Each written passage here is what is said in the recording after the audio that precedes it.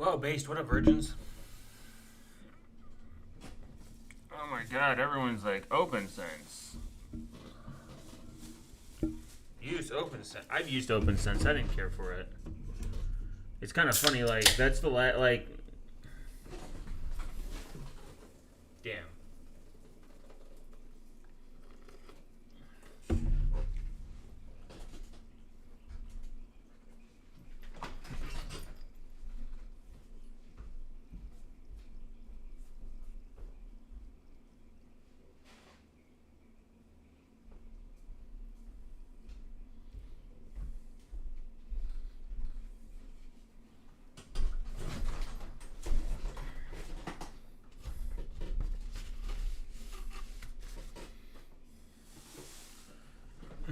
What drink? Beer. You've probably used this thing called a virtual machine. Now, Apparently, virtual machines aren't safe, guys. We're kind of fucked. No, Cubes is no longer safe, guys. It's Jover for us. We're gonna get back to the base Cubes OS. Doesn't need to be hardened guide and the insecurities with Linux, but this came across to me, and remember, you always have to steal content in order and give input in order to be super efficient and super based and super awesome. now I use a variety of virtualization technologies, one of them being VirtualBox, right? A virtual machine. I don't even use VirtualBox. I hate it. I'm more of a QEM, QEMU manager enjoyer. I actually disliked Oracle's VirtualBox or Oracle's VirtualBox for a very long time. Is a very easy way for you to run code, download code in a contained environment, right? In theory, with the right isolation, if I download a piece of malware and put it into my VirtualBox, if it tries to do something evil, it's contained. It can't access my real files. It's not running really on my native operating system, and because of that, I feel happy and safe. Until we found out about 3 vulnerabilities in VMware's ESXi, another virtualization technology, that allows malware potentially to escape. Guys, we're talking about these bugs. Never mind, guys. I'm safe. I use Zen Hypervisor. I'm good.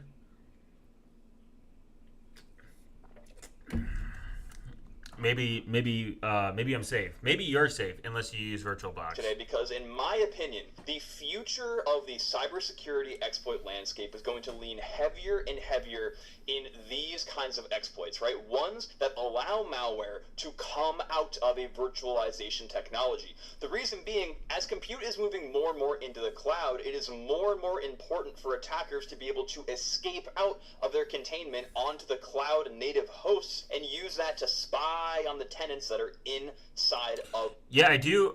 I mean, I agree with this because a lot of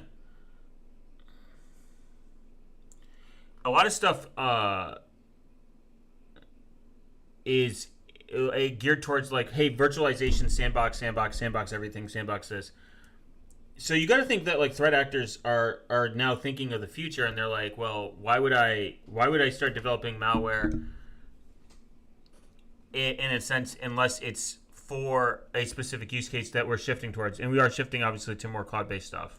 Of the cloud architecture, especially in the world of AI cloud computing.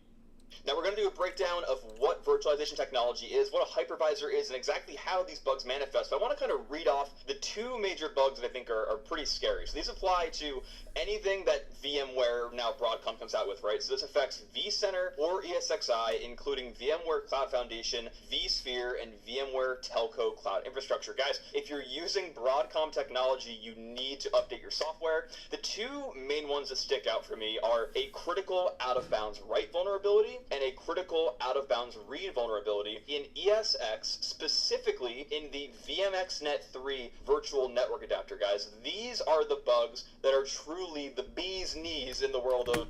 Wow. Your virtual network getting its balls tickled is probably not like peak either. I do find it kind of funny though, like when people think this can't happen.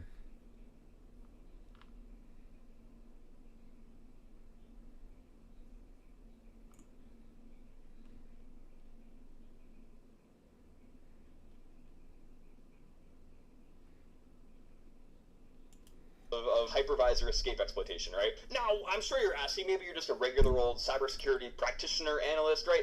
What's so bad about an out-of-bounds read? What's so bad about an out-of-bounds write? And why does this matter for hackers? Who cares if they can read and write? With all these big hacks going on and the over-encroachment of big tech, one concern that everyone has is privacy. And that's why today's video is sponsored by Proton. Proton is a no-brainer sponsor for the channel because they are concerned with one thing and one thing only: privacy. With their two flagship features, Proton Mail and Proton Drive, your data stays encrypted in a way that even Proton can't read it. What makes Proton Mail different is that your email is encrypted at rest. Proton uses end-to-end encryption to ensure that even if your email is stored in Proton's...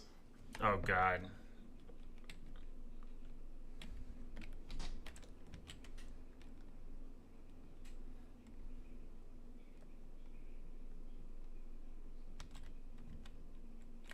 as their free product without selling you targeted and encryption back to it. Well, let's dive into exactly how... Honestly, the worst sponsors I always see is that hypervisor exploitation is fairly complicated, but I'm going to break it down in simple terms, okay? I'm going to keep it easy peasy for you guys, right? To understand hypervisor exploitation, we got to kind of understand what a hypervisor is, right? So if you consider that all code runs on a CPU, you know, that's the whole story. Computers run computer code, that's it. No, inside of the CPU that your native OS runs on, right? So right now we have host, right? The host... Here, we'll even simplify it even more. Virtual machine is just a virtualization of, it's a virtualized version of an operating system. It's like, it's fake. Just like your balls. Is maybe Windows OS, right? The native host is running on top of the CPU, and the CPU exposes a variety of technologies. Like maybe it exposes Let's see if we can just look at it.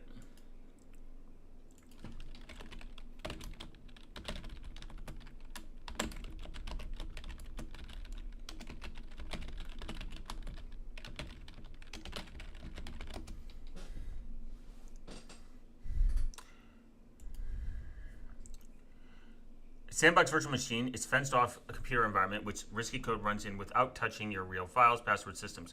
Most AI tools write that code in the computer on behalf of running inside. Okay. I already hate this. No.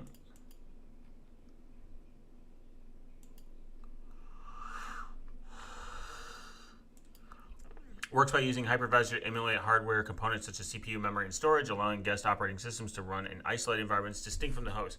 The hypervisor intercepts privileged instructions and manages resource allocation, ensuring the guest OS interacts with the virtualized resources rather than the physical hardware.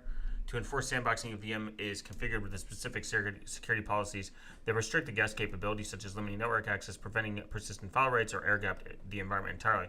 Unlike standard VM used for general computing, a sandbox VM, that's not a real thing. I would say that is a software-based emulation of a physical computer. It runs its own operating system and applications inside the windows of your host. It's completely isolated from your main system. VM believes it's running on real hardware, but it's actually running inside a software layer called hypervisor that manages the allocation of physical resources like CPU, memory, and storage. The key security benefit is virtual machines is isolation. Software running inside the VM cannot directly access the host operating system, file system, or other VMs running on the environment where you can run potentially dangerous software. $10 if I show you $10 if you show your femboy socks. It's got to be Monero only.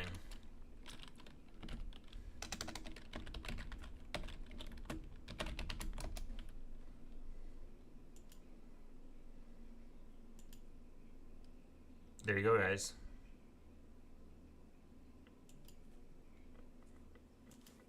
This is a real website. I should have made this website. People are buying this.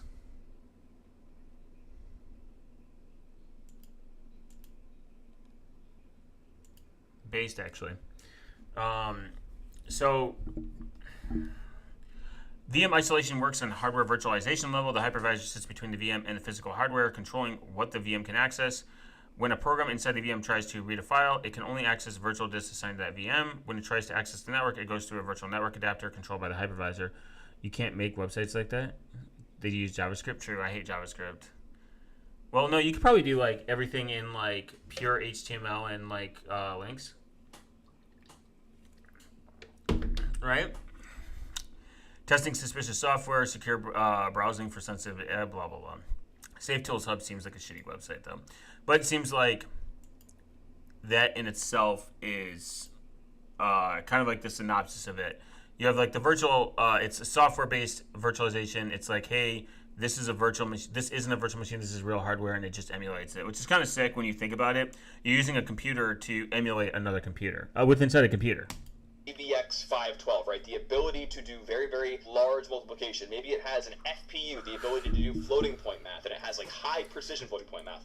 Well, one of the features that modern CPUs also have is this thing called VMX. VMX, what we call it in the Intel world. In AMD world, it's called SVM. VMX are virtual machine extensions, and SVM is secure virtual machine, I believe. I'm not an AMD guy. The native host is being exposed.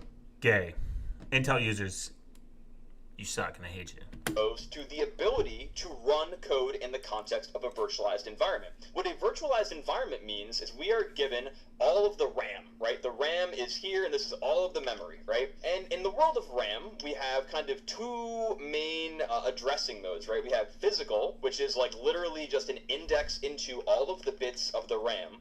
And then we have virtual, where there are translations made that tell us exactly what locations are able to be used and by what permissions and at what offset, right? So we have the program we're running is convinced that it has access to all the memory range, and it's 804A000, right? And because there are multiple page table entries for this, it is given the illusion that actually all three programs have access to the same virtual address, but this is actually, it's given the illusion that it has access to the same physical address, where in actuality, this is actually a virtual address, right? This is the idea of virtual memory.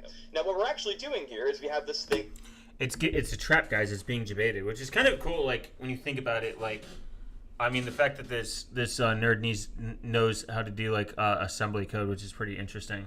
Assembly is cool and interesting in itself because like you're going as low as possible, and obviously like if you understand assembly, you become more aware of like how security is done on on operating systems. You have a higher understanding. You are more based in wizard pill. Thing that is called a system virtual address, an SVA, and then we have a system physical address, an SPA, right? This all is in the context of one operating system, right? This is all just Windows. What we can do is, because we are given the ability to have this VMX extension, another piece of technology enters the table. It's called the SLAT, the second layer address table, which allows us to translate then virtual addresses of the system into physical addresses of the host, right? So now we have another set of smaller addresses that the guest operating system, so now you have like maybe this is Linux on top of Windows, now there is another translation layer that it Unfortunate to put Linux on top of Windows. You should always do the opposite. You should put Windows on top of Linux. Linux should always be the base host. If it's not, it's kind of sauce. Translates this to a virtual address, right? And so when the guest is running, it is actually running all of its instructions natively on the CPU, but it is in a virtualized mode. What that means is every memory access does actually two translations, right? We go from guest virtual to guest physical, and then we go guest physical to system virtual, and then system virtual down to system physical, right? And the reason this can happen is we have this SLAT, which is a translation table inside of memory. Inside of the CPU, it's happening almost instantly, right? And there are translation look-aside buffers that basically cache the result of this translation, and all of this constitutes virtualization. And so by doing this, what we get is just code that runs inside the VM, willy-nilly, and that's the end of the story, that's the exploit. No, just kidding. So the question is, like, how can that be exploited, right? What can go wrong in... The interesting thing, too, is it's kind of cool because, like, people are just sitting around and they're like, I'm doing this. Like, I'm going to figure this out. Just by looking at different processes. I believe Graphene OS said the biggest problem, some of the biggest exploits is due to firmware and drivers get exploited all the time. In this scenario, that allows a guest running code inside of a VM to escape outside of the VM. Well, your virtual machine needs the ability to read the disk. Your virtual machine needs the ability to touch the network. Your virtual machine needs the ability... That's true. It needs, if it doesn't have these abilities, it's quite literally gay.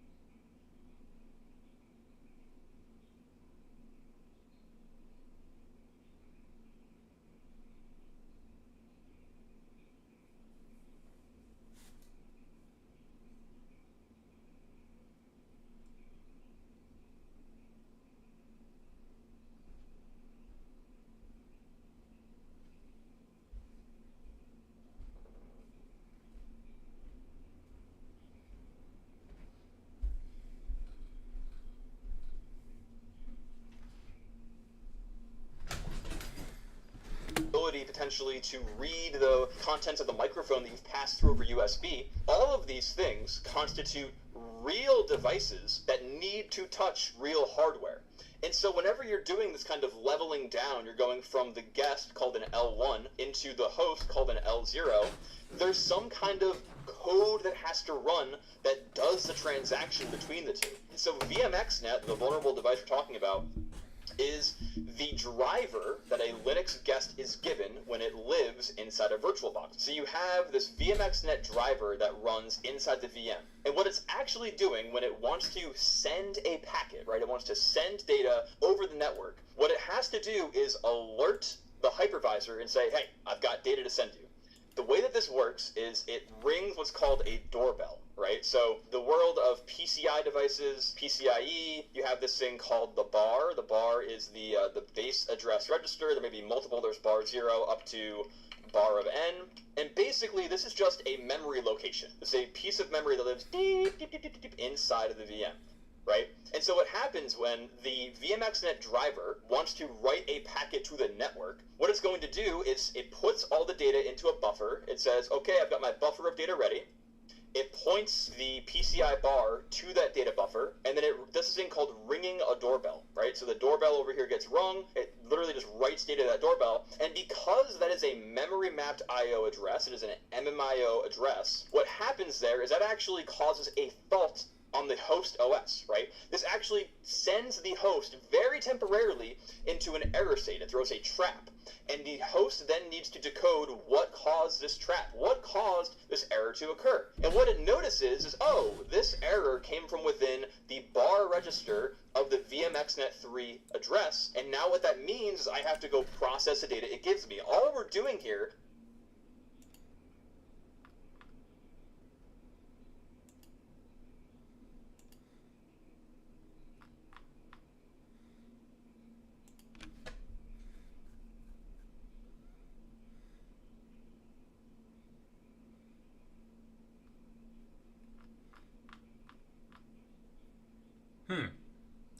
Oh, that's not good. is alerting the hypervisor that there is data to send. Very easy. Okay, again, how could this go wrong? Well, the VMXNet3 code that is actually running natively on the host is just a userland process that runs inside of ESXi. I think it's literally it's called VMware VMX, right? This is a user mode process on the host, and all that process now is doing is it's going to parse the data that came from the user or from the guest, right? That sounds well and good. Let's arbitrarily process data from the user. Okay, that is where the bugs arise, right? When the guest is trying to send data out of the network, ultimately, when it rings that doorbell, something on the host has to process that data. And in doing that, if there's a vulnerability in the way the data is processed, then bada bing, bada boom, we have a guest host escape, right? Because we can use that vulnerability on the host via the data in the guest to potentially control code inside of VMware VMX. And this is exactly what this vulnerability is, right? A critical out-of-bounds write vulnerability in the VMXNet3 virtual network. Wow. Unfortunate to be, let me see if I can just read.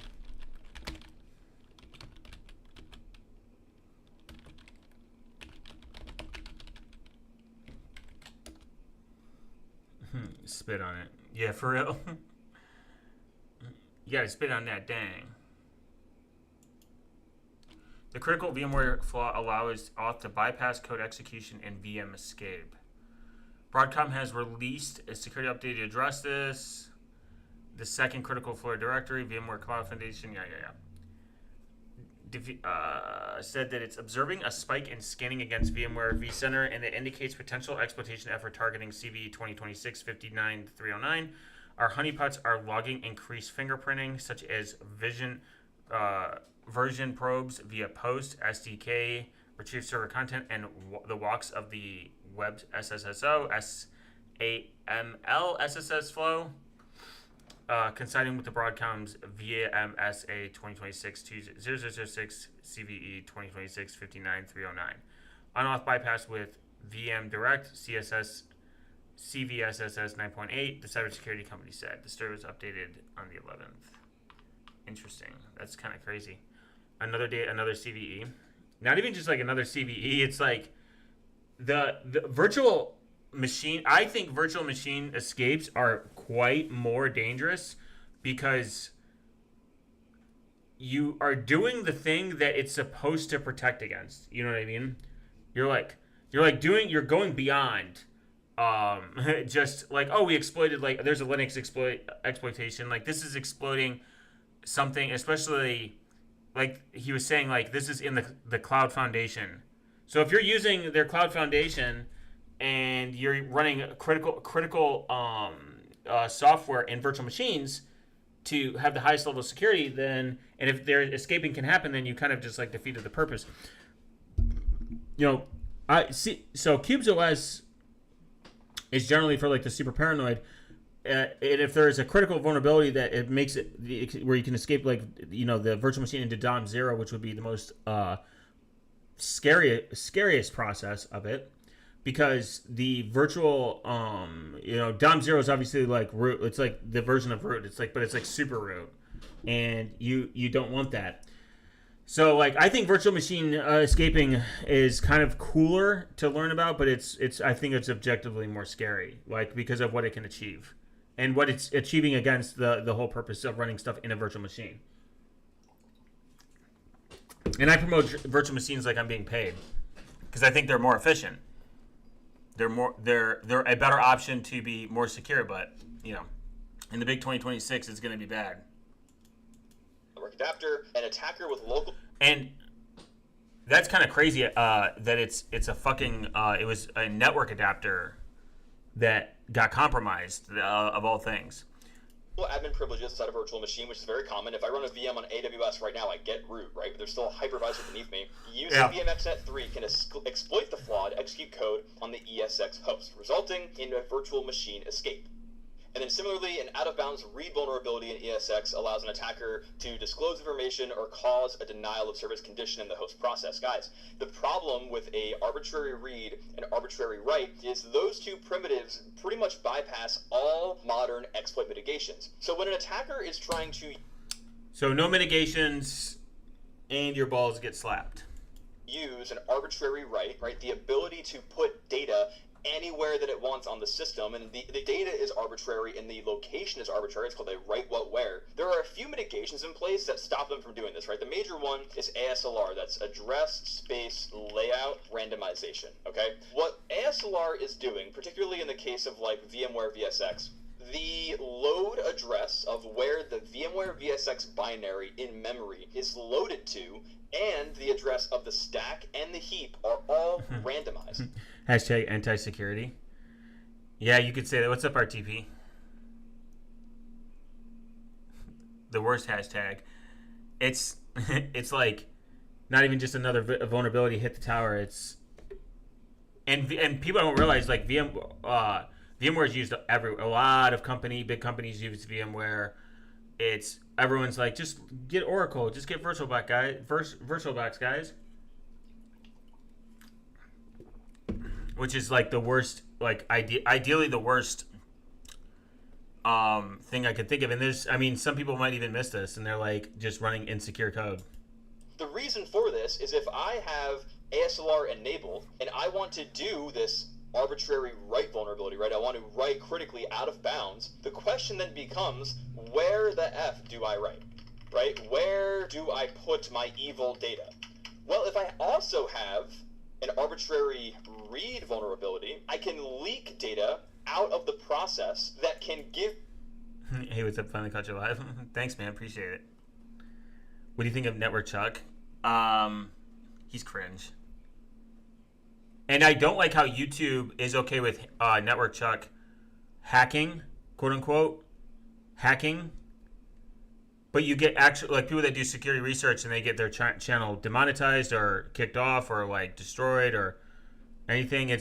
I don't like the imbalance. And you could say like, oh, it's not his fault, but he knows it. Like, he knows he's obviously drifting toward a line that he can. And like other YouTube, there was like a malware researcher on YouTube that got like fucking banned or their channel like destroyed. That's the problem.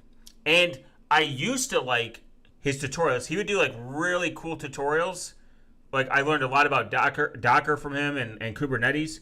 and it was great, but now he's just like the Mr. Beast of like, it's kind of like this kind of, I like low level learning because he takes really complex stuff in assembly and breaks it down. But it's just these are giant ad channels. I don't like the ad channels, like where they're just fucking sponsor, and it's just so cringe.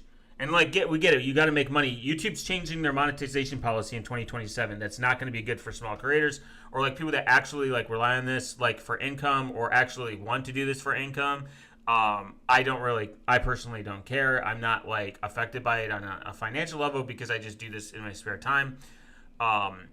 And I enjoy doing it, but 2027 is gonna be really dark for YouTube. It's gonna become a dark place. A lot of channels are gonna get fucked, and like there's like a whole thing about it. Okay, base take. Thanks. I think that it's good to have creators on this platform that know how to teach, but when you become like the reason this kind of algorithm, Mr. Beast-ish looking type of algorithm still works, is because people keep fucking copying it. And because people keep copying it, you essentially just have a bunch of carbon copies, and YouTube's like, oh, it's working. Well, it's working because everyone's copying it. They like, I generally will pick on any video regardless of the thumbnail. The thumbnail is not the reason I fucking pick a thing. Or like your home router still sucks. Like, mid-mush adwares. Yeah. Oh my god, yeah. Guys, sponsored by NordVPNs. Guys, you need this insert product here.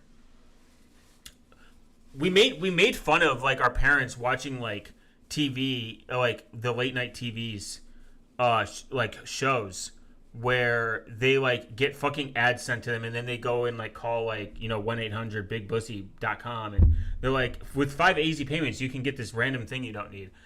This is the equivalence of it, but it's mobile. Like, that's the problem. YouTube's mobile. I was just on YouTube the other day, and I got an ad served directly in the... I barely use the app, but every now and then I pull it up just to look at it. I got an ad directly... I don't know how... Like, served right here where the comments are.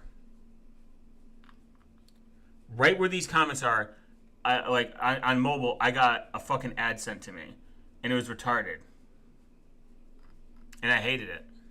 Give me hints as to the layout of the address space, defeating the randomization, which can then tell me where to write things. And then once I have this figured out, I can do things like maybe what I call the printf function, links printf against libc, the stuff. I can point it to evil code, assuming I'm hand-waving a lot of the nitty-gritty of... People tend to really, really get caught up in the world of hypervisor exploitation and like, oh my god, it's like this black magic, like crazy stuff. It's really not that crazy. The hard part of hypervisor escape exploitation is figuring out where are the levers that the host processes code as controlled by the guest, right? And it always ends up being these major exploits that come out, especially with VMware. We have PCI devices that are virtual.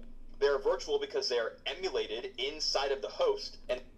And the thing is, I'm not saying like I'm not saying exploit. Actually, I am saying I think virtualization escaping, maybe the exploitation isn't crazy and like black magic. What I refer to is, I think that it's probably the most dangerous because you should never assume, but like virtualization is the assumption that you're doing this for maybe like the highest level of security that you can obtain on modern PCs.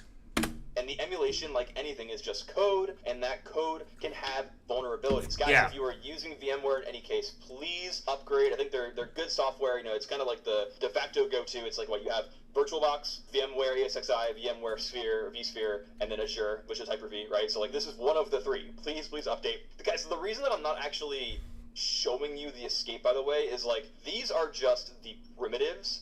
I don't know exactly where the bug is in VMware VMX. I could do a patch diff on that, but that's probably too deep for this video. Also, I think exploiting that and like writing a fully fledged VMware escape exploit would be like unethical. Just landing the primitive. I don't get this theory that it's unethical. It's already known. Someone could just go figure this out. I think this is actually my biggest hate on YouTube, is that you can't show people how to make malware. It's unethical. How? Broken condom level of scary? Yeah. Virtualized escaping is in my opinion is crazy. I don't think the exploit itself is crazy. That might be. I mean, it's going to exist. Virtual machines escaping exists. I don't think that it's like super fucking like black magic. I just think that it's the worst type because of what virtualization is supposed to solve. But when people say like it's unethical to show malware development, I just disagree with them. Like, I think it's a bad take because you that's like it exists. There's tons of malware developers out there. Anyone can figure it out. Anyone can figure this exploit out. Like, it's not like like you said, it's not magic. So what's the problem with showing someone how this works? If it's been patched to, if at this point it's been patched, who fucking cares? You know, that's not really a responsibility of you. I think educating people how this works is how you teach people how to be like, hey, this is how malware works. This is how virtual escaping, sandbox escaping works. And you can pay for this. You can pay for cloud. There's fucking Udemy. Malware development on Udemy. YouTube, demonetized or got rid of a channel that I think that did malware development as well. Like, was showing just how malware development works, how to get into malware development, how to make. I think that it's insanely cringe to even think like that it's unethical. I don't know where you can even get ethics with code like that. I don't think there's like, nobody's dying, no one's getting hurt. It's and you could even make the argument that you knowing how to do it doesn't make it you a unique person. Someone could just go figure it out. So I don't see really the issue with showing how to do it. I don't know. Maybe it's my insane take. It's very complicated, right? And once you land those, you then have to actually chain them together. This is like the thing that Mythos is very good at, by the way, supposedly, to land a fully fledged exploit, right? So cool. Chaining it too is pretty based. Guys, if you just run CubesOS, this would have been solved. Does CubesOS solve this? The meme.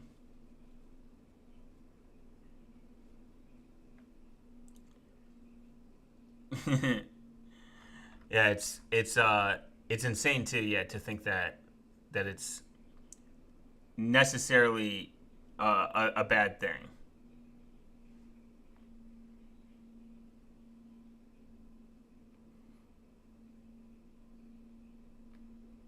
Interesting. And if you can go to like DEF CON and like all these other like hacker conventions, you can go to all of these places and watch people do this and learn. Like, look, how hackers crack any software with reverse engineering. Is that...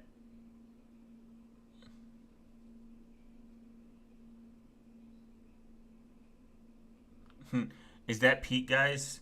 Is this unethical now?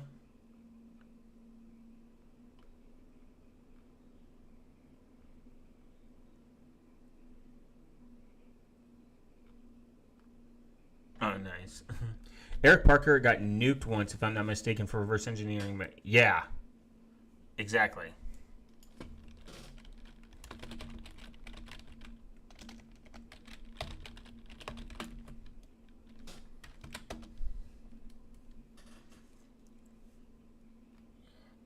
Minutes later, what happens if you connect Windows XP to the internet in 2024? Oh yeah, someone told me about this guy. He's very cool. Don't trust, verify. They didn't read the code. But internet killer. Oh my god, dude. Don't even get me started. Oh, Jesus Christ. Laura not, yeah. Yeah, this is a prime example of, where is that? This video is insane. Insanely fucking stupid. And this runs a long-range radio, 950. I'm just a hater on the inside, maybe. Just because I hate... They're like, the internet killer, how to become your own ISP. This kind of, like this Wi-Fi feels illegal. Which I think this is just a man at. I understand this is like a hyperbolic thing that's being done on YouTube so that you can get... like, views and stuff. But... You're not becoming your own ISP. That's not even the same thing. You're not... The manets aren't illegal unless you buy... Actually, if you buy a militarized demilitarized manets, that is illegal. I do hate this guy, actually. It's so cringe. Because this is an oversimplification, and it's overselling the reticulum, the hyperbole. Yeah. Well, click farming practically. So there's the reticulum network. I got clickbaited so hard once by this guy. Everyone has. The Reticulum network. Actually, you should see the type of type of videos they used to do. I think it was date. Someone said they used to do dating. They had a dating. They did like alpha male dating. Not even kidding. Like type of like content, and then like switched and like deleted it. Allegedly, I'm not sure. Like it was something along the lines of that, and I was like, that's such a wild trip. But they probably saw success in like doing stuff like this: the phone killer, don't sue me, the Wi-Fi killer, the internet killer. Apparently, this guy's gonna be in like the news someday, and this guy killed someone, the killer. I don't know. It's just not FaceTime without internet. You can do. Dude, it just hurts. I can't watch it. So the Reticulum network. I hate these two. Technology they don't want you to own. It's like the thing I keep seeing the videos on LoRa mesh taxes are being internet. They're not. They can't be. You literally cannot. All suck. Like LoRa's. People keep titling the same damn title for LoRa. Yeah, LoRa doesn't even have the ability to send massive data packets. That's the point. LoRa's proprietary too, by the way. LoRa is like, yeah, nothing like the high bandwidth of. Yeah, guys, LoRa's high bandwidth is out of this world. I can actually run 1080p videos. Now the Reticulum network, that has a higher quote unquote bandwidth because you can mount it to anything. You can mount it to like you can technically make these nodes with what do you call it? What's the name? MikroTik, like fucking peer-to-peer disks, Halo things. Yeah, the Reticulum network. Reticulum network has a hypothetical to hit higher bandwidth because it's not bound to any type of hardware. Meshtastic is bound to a certain type of hardware, and LoRa is bound to certain types of hardware. It just can't. It's not physical. It's not physically possible. I believe even you can't. You can't do the same type of internet surfing that you're gonna get in these bandwidth restricted environments. They're cool, but keep them where they're at. Like keep them exactly where they're at. Like what they can and cannot do. The Wi-Fi it's just so cringe. I stole this from the military. Is kind of crazy. I think these are the Manet radios. Manet radios are cool, but you can't. This one, Wi-Fi Halo. You can build this. This is kind of cool. Yes, members only. It's an interesting project. I've talked to the developer. I've talked to the developer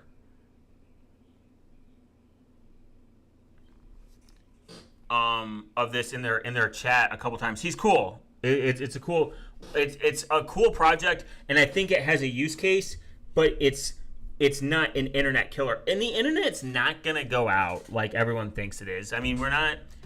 It's so difficult to actually make the internet go out. There is a Wi-Fi killer video right next to the internet killer. How many is this guy gonna make to promote? Let's see. Let's check the. Apparently, this guy killed the internet. I mean, they're cool, but I don't like false Yeah, exactly. It's a cool project, but guys, join my membership. I think the false representation is bad, and it's one of those things that is so common in the tech space because people get caught up in it, and when they get caught up in it, it makes it where it spreads information that can't be possible. Like, it's not possible to do it. You know what I mean? And because it's not possible to do it, like shit like this. I quit my smartphone. I just replaced my cell phone with this. No, you didn't. No, they didn't. They immediately went back to their smartphone. I just don't ever believe anyone that does this.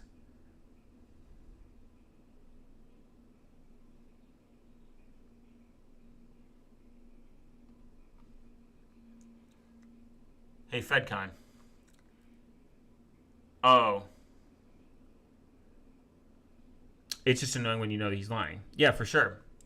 And then we saw this guy that uses. I'll share with you 3 apps that are. This guy uses a flip phone.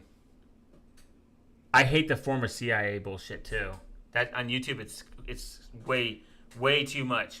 The unplugged phone, dog shit, awful idea. They stole software from DiveOS and GrapheneOS and packaged as their own. Reminds me of, you need this VPN to go invisible. Yeah, I should start doing that. That's what I need to do. I should, just like Tor and the layers of, yes. Oh my God, the red rooms are so funny. The red rooms are funny because you can't have that bandwidth be used on a Tor relay and expect it to be live stream. You can't live stream like that. Maybe if it's like 180p and it has the highest internet speed on the planet, and it's probably if it does, it's probably a federal honeypot.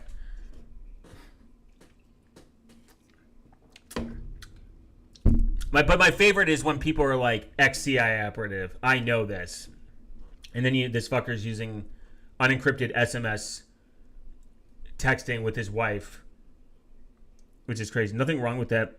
One former agency fellow, Bustamota, loves his. Yet talking to his family to leave the country and move. Oh yes, dude, that fucking good. Yet nothing. Yes. Oh my God. As an ex Google software engineer, yeah, for real. Dude, that guy's definitely still fed, or he's like lying. Yeah. There's actually a CIA agent that like called him out on his bullshit. I'm like very invested into the lore of this person, the Bustamante. Like I watched some videos on like people that are like dismantling his claims. Once I saw him on Sean Ryan, I was like, this guy's a fucking fraud. I don't really care for Sean Ryan either. I think Sean Ryan does he's irresponsible with his guests to a certain degree because he never does really any pushback. Like the unplugged phone was a fucking. I watched the unplugged phone video and I was like, this is terrible. This is actually bad. It's built on cheap, shitty Chinese hardware. It's built on the backs and stealing software and repackaging it as their own. Yeah, John Kuroku. Yeah, I'm not a fan of the CIA in general, but I think it's cool. Like I watched like interviews with John Kuroku, like break down like, hey, this motherfucker is like lying, and I think he got fucked by the CIA actually or something. I'm not too deep into his lore, which would be kind of cool to like learn more about it, but I know he got fucked by the CIA or something. Yeah, thanks, man. Former 82 under promise against privacy. hard to trust history of the opposite. Yeah. Unplugged. Yeah, the Unplugged is. Oh yeah, dude. He's like he like worked for like a insanely shady place. And oh yeah, I forgot. Signal allows finally to have two phones, guys. Yeah, the guy that ran it, he's like he's like the worst. I didn't know that then did prison. And then they're like, hey, we want an early release? Make this encrypted phone for us.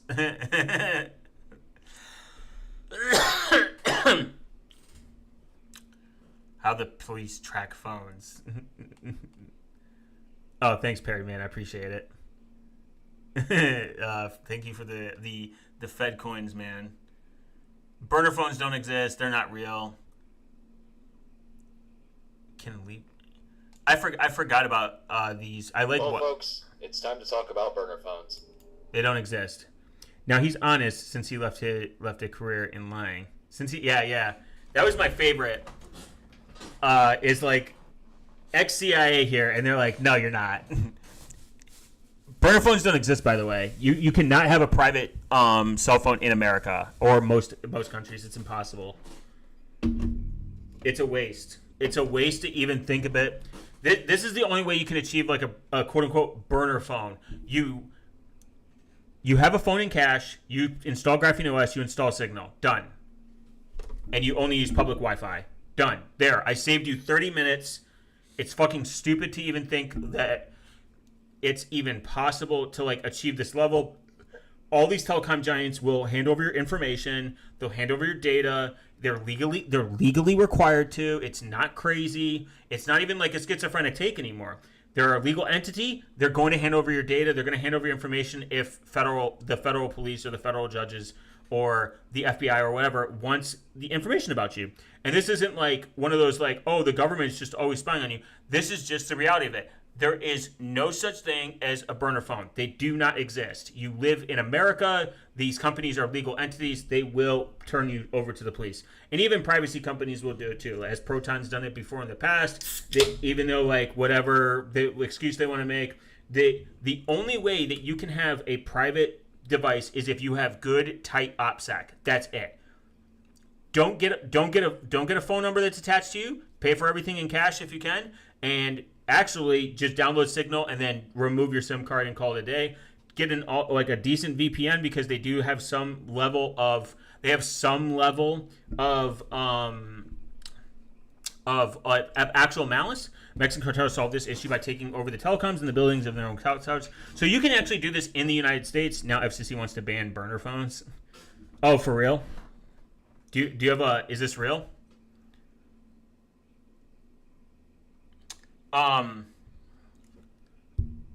They made their own 4G network. So in America, you can do this. You can make a private 4G network. It's completely legal, but it cannot go in the bounds of like outbounds. It can't be outside the bounds of that private 4G network. You cannot be communicating with people outside that private network. You can do this. This is actually something that Meshtastic would quote unquote be good for, is having a no license, no worry about a licensing type of conversation outside of the cell network. But the encryption isn't probably as good as Signal. They've even said this. I don't know what it is what they're using now. I know there's Meshcore and all these other options out here. But or you can use the Reckonum network, which is better because it forces encryption anyways. If any packets try to go through it and it's not encrypted, then it drops it. Those are theoretically better options than, I would never call them cell phone killers or internet killers or fucking whatever. But I think those are better in combination with getting Graphene OS, using Signal, and calling it a day. Or SimpleX if you want to be a super giga chat, or any other encrypted form of communications. It's that simple. There. You don't need to wait 30 minutes on this fucking shit. Even if you've never heard that term, you've probably seen them in use. Be it in real life, in movies. It's always fucking movies too with the flip phone, and they just break it and then throw it out, like thinking they did something. Like, that's my favorite.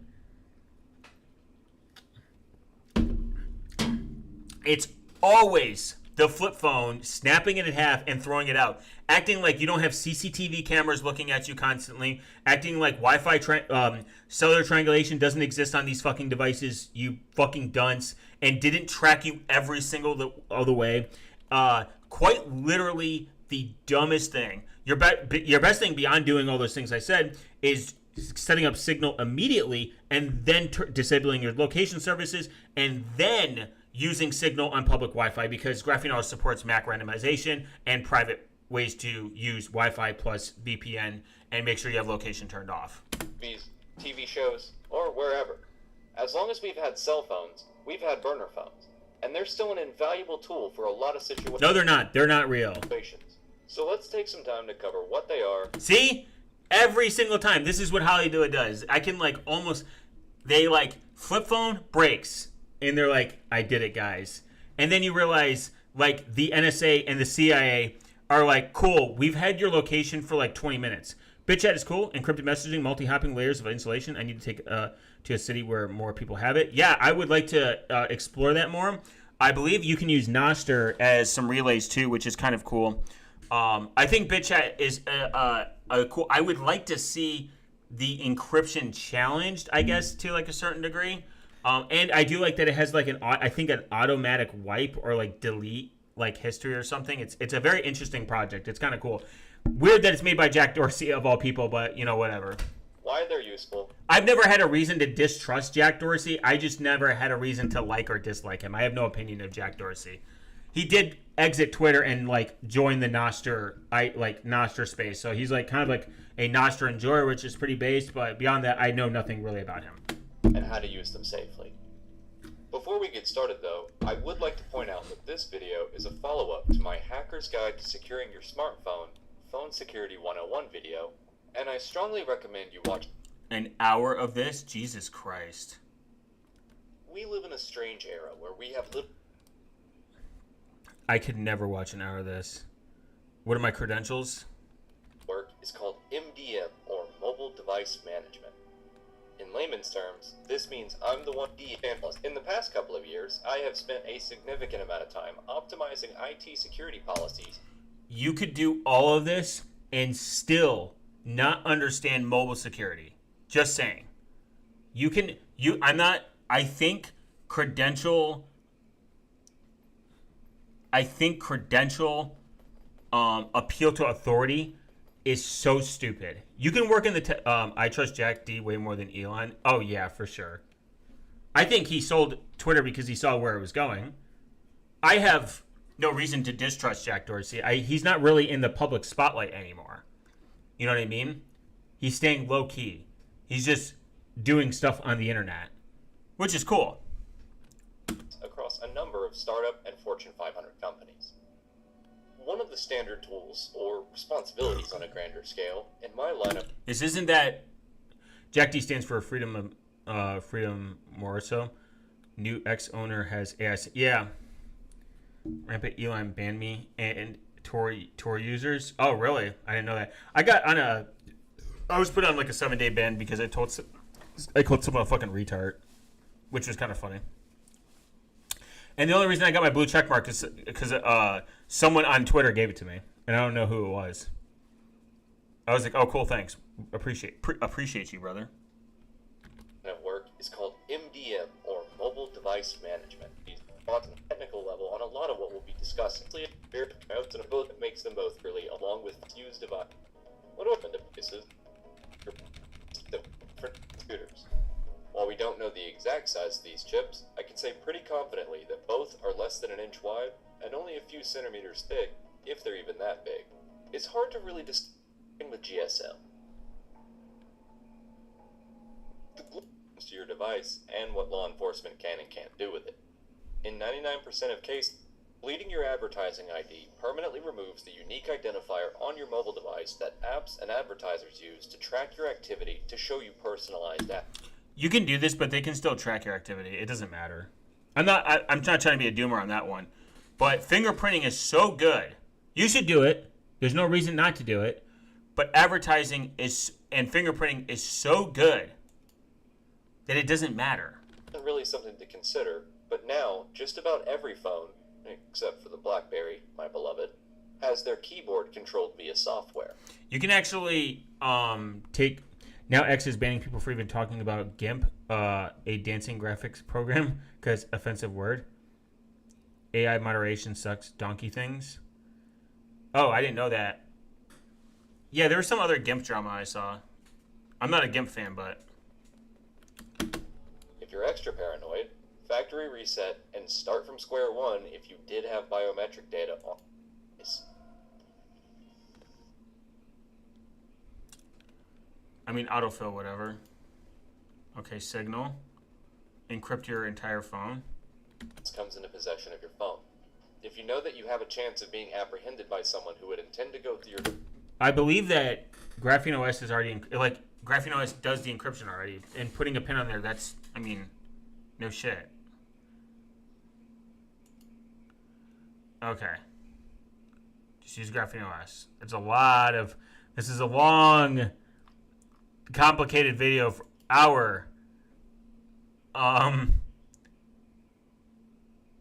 for fucking install Graphene OS.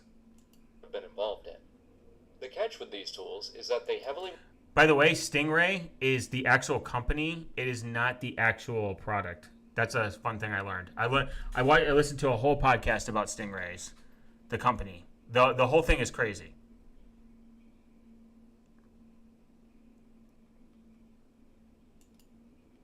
text bubble is blue, and on Android devices, if you send a message that has the lock symbol under it, that's the signal that your message is... It's encrypted, but I hate to say it, the metadata... You don't like GIMP? Can you image immediately permanent like Photoshop? I love it. Make all my cover photos. Yeah, I don't like the workflow of it. I use something else. I use a few other programs. Based if you're a GIMP user, like just something I would have to rediscover it and get into it and rethink about it. Then again, I don't do thumbnails for my videos besides like 2.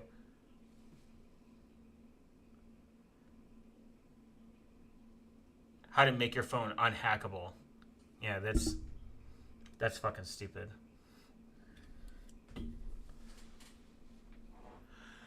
I would say even I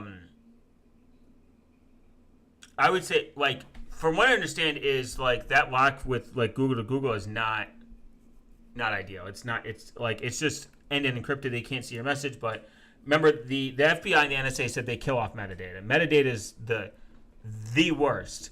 The worst. When I use Signal with personal people, I have auto delete messages by a specific time, automatically. And unless they're taking photos, I know you can get like schizophrenic. They're like, what if they have a second phone and they're just taking photos? Stingray is a revision of the iSmart Catcher product from Harrison Corp, now L3 Harris Corp. Fun fact, their executive got caught selling 0 days to Russia. Oh, nice. Yeah, if I remember, yeah, like Stingray's, it's not the actual, it's like the product, not an actual, like, it's one of those things where it becomes like a trademark name, I think, yeah. From the Harrison Corp, yeah. I don't know why, like, the lore about this is so crazy, but it's, like, actually kind of insane how, they got so popular and, like, they got all these government contracts and they're...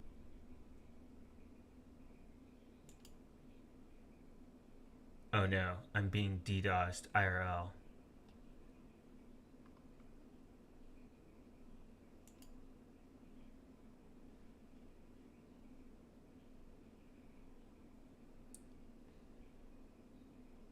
Hailstorm is more recent. Dirtbox. I'll have to look. I didn't know that.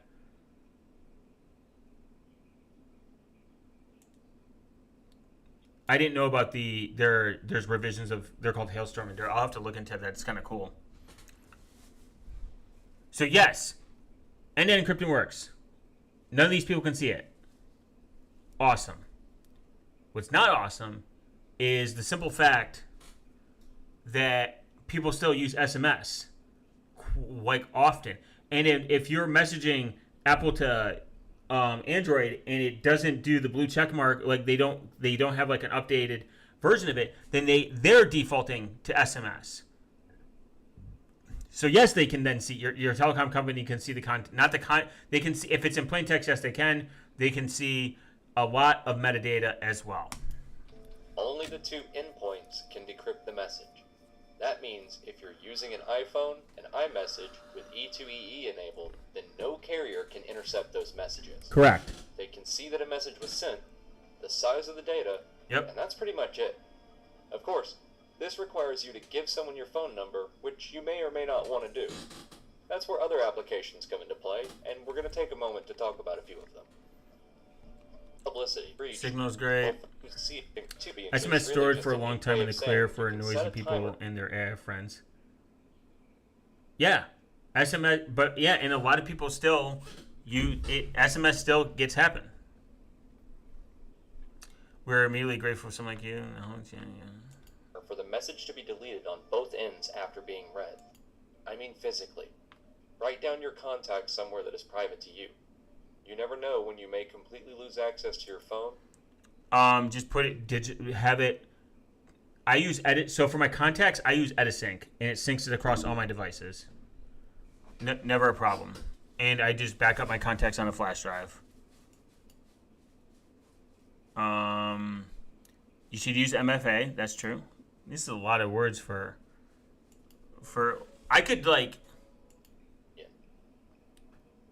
Lock down your network. Be essential that you do not connect to any publicly available Wi-Fi with your phone. There is a more than zero. My personal opinion, actually, of if you go to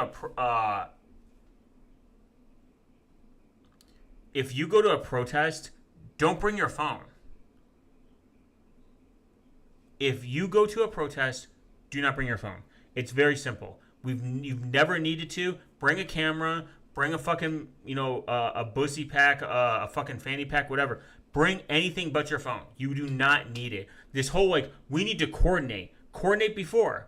That's simple. Hey, we're going to meet at this location. If we don't meet it, if I don't see you, then sorry, tough tits.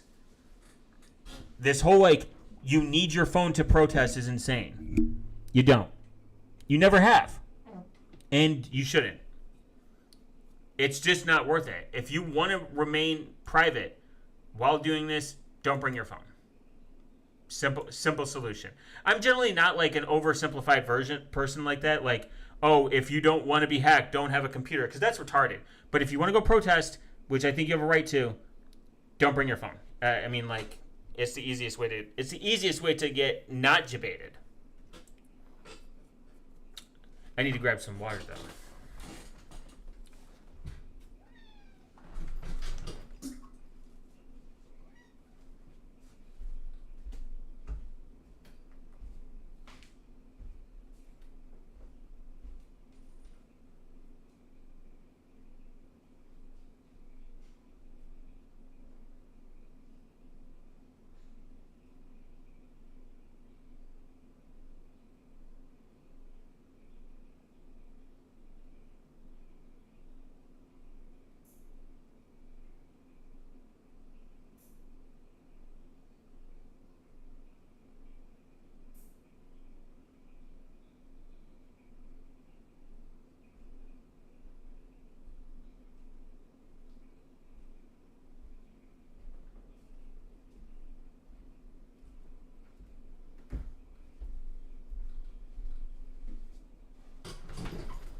What up? Faraday cage if any phone. You don't need a Faraday cage. It's a waste of money. Put it in airplane mode.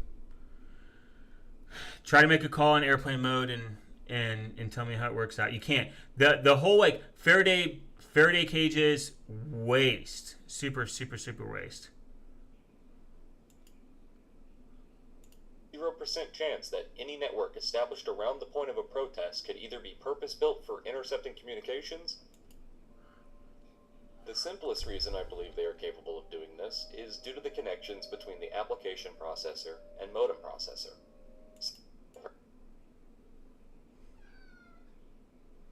Section strictly for educational purposes. I do not endorse any of my viewers to go out and do these things, and I will not be directly explaining how to do them. Again, This section is for educational purposes only. With all of that being said, Oh, you can still get stand when airplane mode is. If you think that, drop the source of this. Drop the source and let me drop the source and we'll read it. No, I know. So how would a Faraday, if you're in airplane mode that cuts off all communications, cuts power, then how the fuck does a Faraday bag work? You're doing the same airplane mode. You're doing the same thing. You are cutting off. And by the way, Android. This is enforced by Android's SE Linux policies. Just saying. Everyone says this. Everyone always makes this insane argument. Well, airplane mode isn't good enough, but this random bag made of fucking tinfoil is. It's like it's honestly a retarded statement if you think about it. If you're cutting off the radio waves, it doesn't work.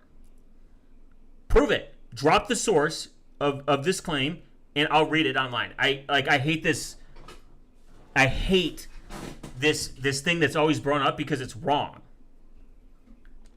If airplane mode didn't work, if airplane still didn't cut power, then I wouldn't be able to make a call. I would be able to make a call, actually. I'd be able to, if you cut the power with airplane mode, you could make a call. Okay, tech douche, I'm gonna hang out with an actual I'm gonna hang out with actual hackers have nothing to do with it. You're just wrong. This is always brought up, and people then they're like, Faraday bag has this magical power around it that can stop all this tracking, yet airplane mode can't, when you can literally just prove it. You can even they've done this. They've taken phones, put them on Wireshark. No, nothing can go in and out. It's just not how it works. I love when people are like always like, airplane mode don't work, guys. Faraday bag real? SE Linux policies that are enforced by Android, not real. Graphene OS that works on this on a daily basis and has explained this ad nauseum, that actually work in the space, wrong. Someone on the internet that doesn't understand how it works, right. That's the point that I'm making. It's a stupid argument. The airplane mode works. It's the purpose of it. You take your phone, it cuts it off. Try to make a call. Try to get text. Try to get the location. Try to do any of that. Take your phone, put it on the wire. Try to go to Wireshark. Go on Wireshark. Try to surf the internet. Doesn't work. That's the point. That's the point that I'm making.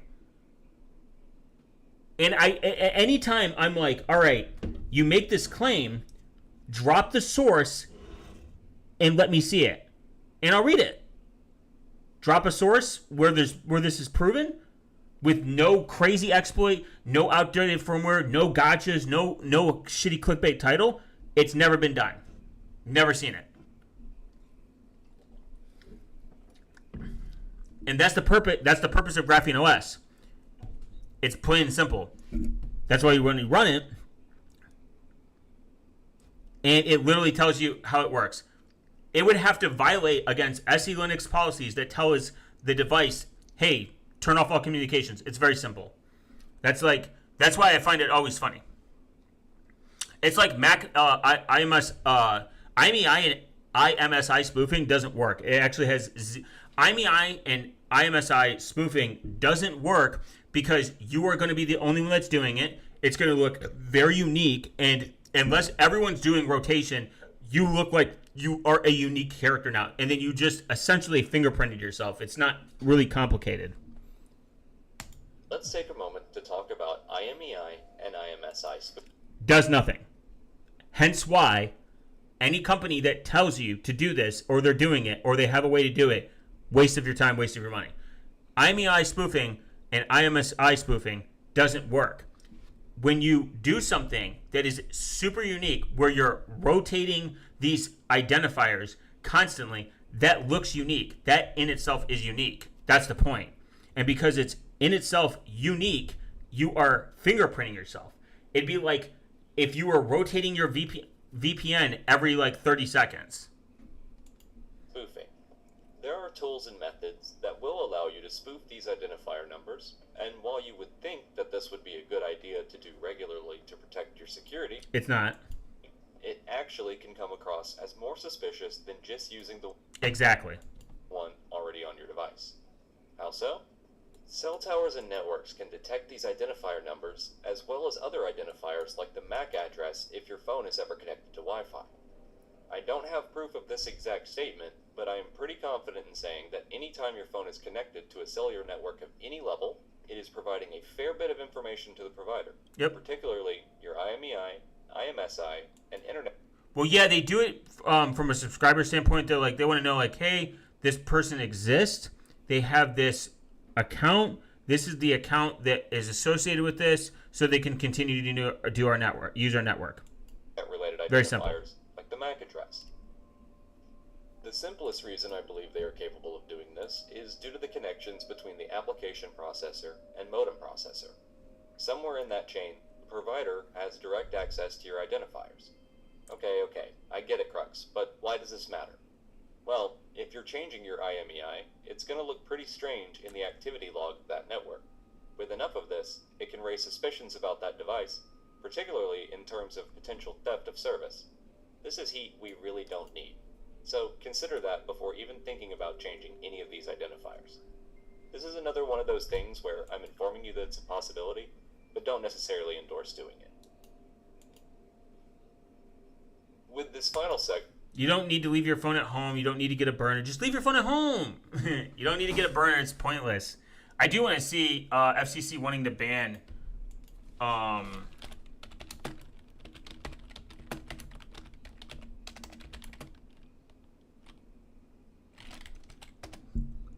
That's crazy. This is from June, though. Oh, okay.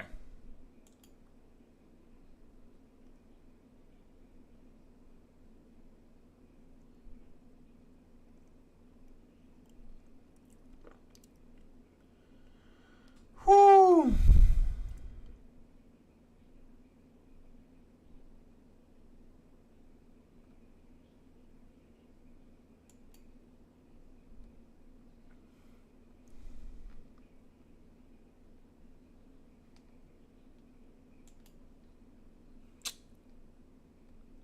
Oh, that's crazy.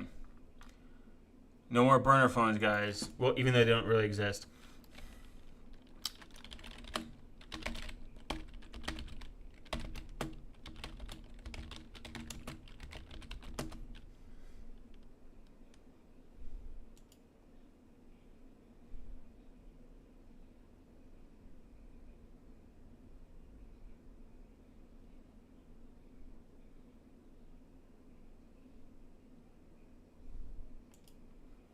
Right here. For all the people that have this insane idea, GrapheneOS always considers networks to be hostile and avoids placing trust in them. It leaves out various carrier apps, including the stock OS, granting carriers verifying levels of administration access beyond the standard carrier configuration. GrapheneOS also avoids trust in the cellular network in other ways, including providing a secure network time update implementation rather than trusting the cellular network for this. The time is sensitive and can be used to bypass security checks on certain certificates and key expression. By the way, NTP, same thing, is a problem because it's not encrypted. There's SNTP, and that's like a better standard because it encrypts like the network time protocol. Just, FYI.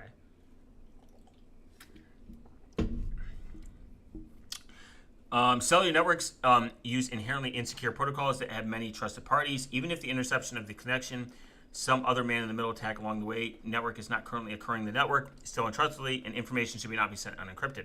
Authentication transport layer encryption such as HTTPS for websites avoid trusting the cellular network. End-to-end encrypted protocols such as the Signal messaging protocol also avoid trusting the servers. GrapheneOS uses authenticated encrypted with these modern protocols, forward secrecy, and strong cipher configurations of other services. We only recommend apps that take a decent approach in this area. Legacy calls and text should be avoided as they're not secure and trusted by the carrier network, alongside with having a weak security against other parties trying to detect some form of it.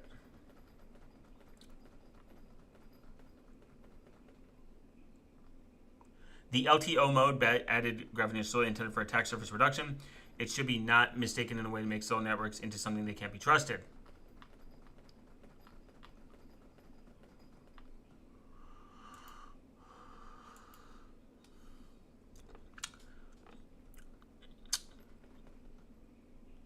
Activating airplane mode will fully disable the cellular radio transmitted and received capabilities, which will prevent your phone from being reached to the cellular network and stop your carrier or anyone impersonating them from tracking the device via cellular radio.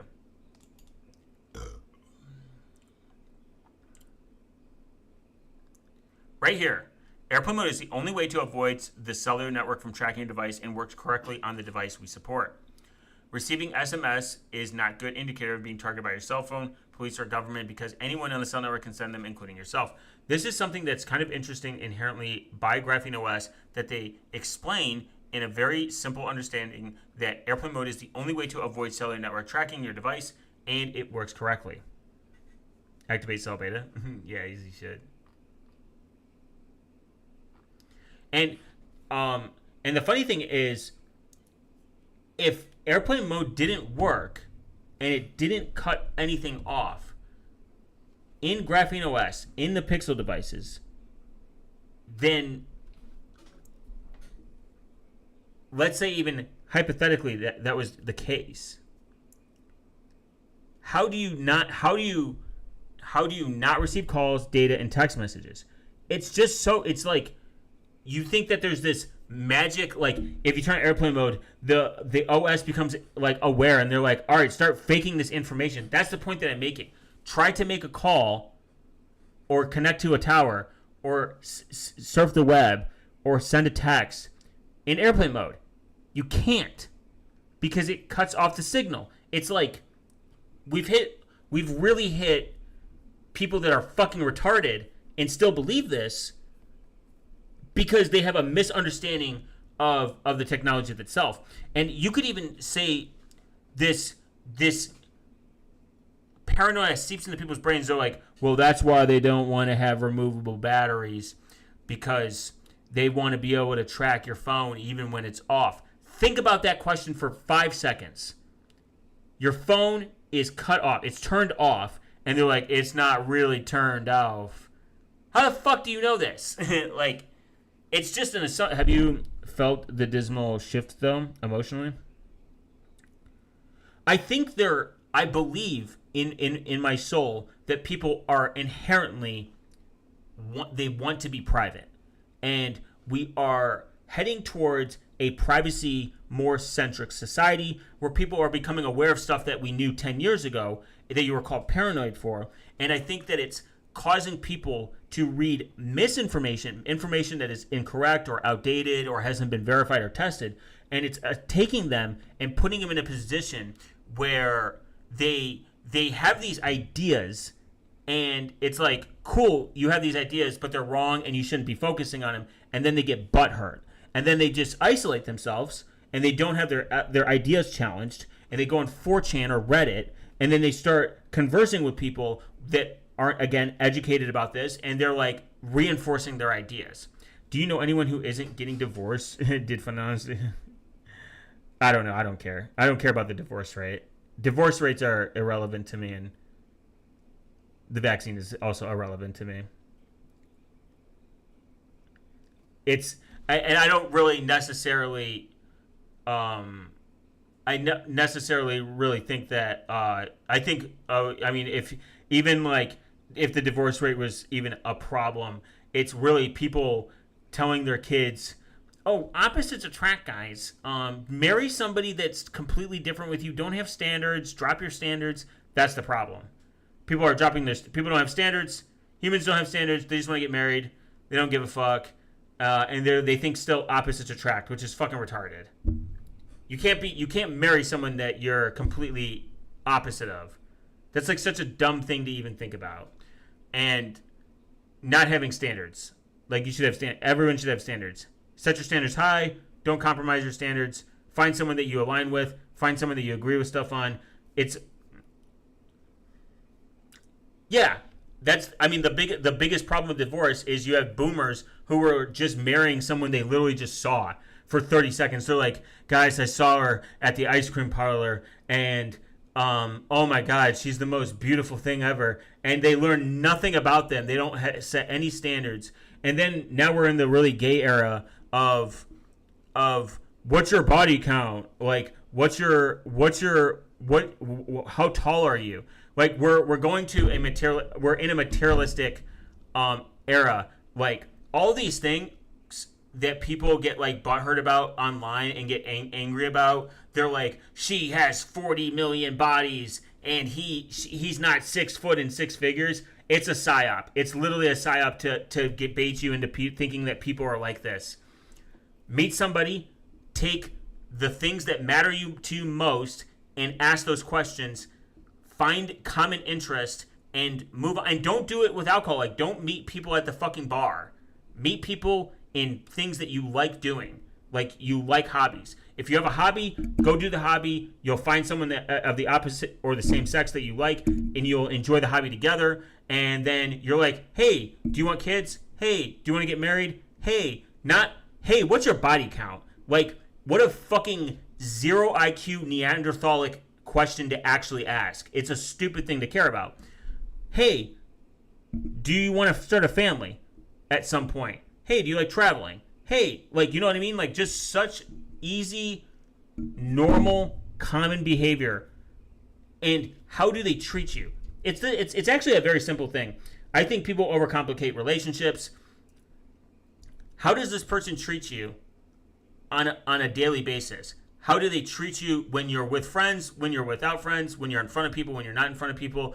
How do they treat you when you spend time together? Are they on their phone when you're together versus are they like avoidant when you're not around them? You know, they're like, oh, I'm never on my phone, but like when you're with each, like it's so simple. I think people overcomplicate it. Take your values, find out what your values are, apply them to the person, do it while you're doing a hobby, and call it a day. That's the real success of a relationship. Not, oh my God, we can fight with each other and treat each other like dog shit, but we don't leave each other. No, that's retarded. That's just abuse. Like, it's very easy to get in abusive. They're like, guys, I'm staying with her even though she cheated on me 34 times. And I beat the fuck out of her. We're staying together. We're fucking making through it. Like, you know, that's cringe. My advice is find the worst person in your friend group, whether they're a male or a female or whatever, whether you're attracted to them, like that's someone that you can hang out with, find them and ask yourself, can I date this person? They're complete opposite of you. You have nothing in common. They're chill. They're cool. Like, you don't hate them, but they're like the complete opposite. If you can't even date them, why would you subject yourself to dating someone like that for the rest of marrying someone? Try marrying someone you're in your friend group that you do not fuck with. You wouldn't do it. It would be stupid. That's my thoughts on it.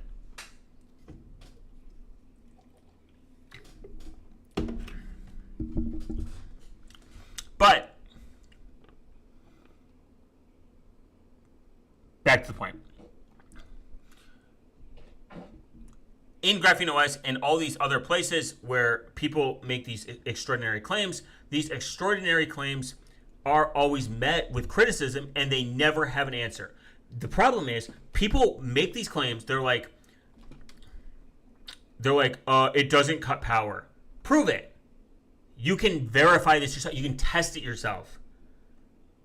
You can test any of this. It's not science. Data doesn't lie. Electricity doesn't lie. Voltage doesn't lie. You can just go see it.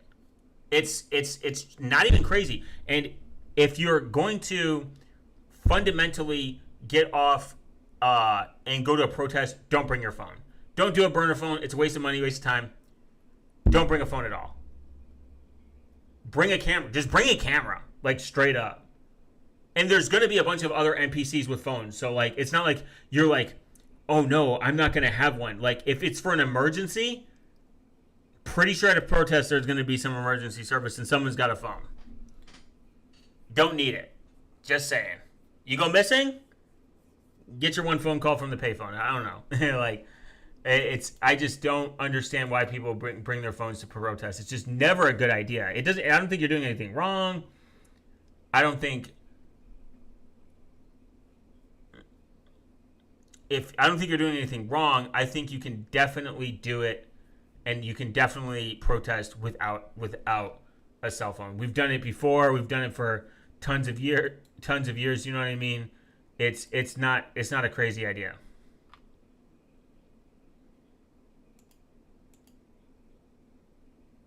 But what is a crazy idea is me coming back for the stream tomorrow, because we're going to look at some other cool stuff with Graphene OS. I got distracted with PP Poo Poo Man and also another VM exploit. I appreciate everyone stopping by. Thank you. And don't forget to clean your toilet tonight. If you don't, you're going to have the PP Poo Poo Lettuce virus monster come and get you, and that's not ideal.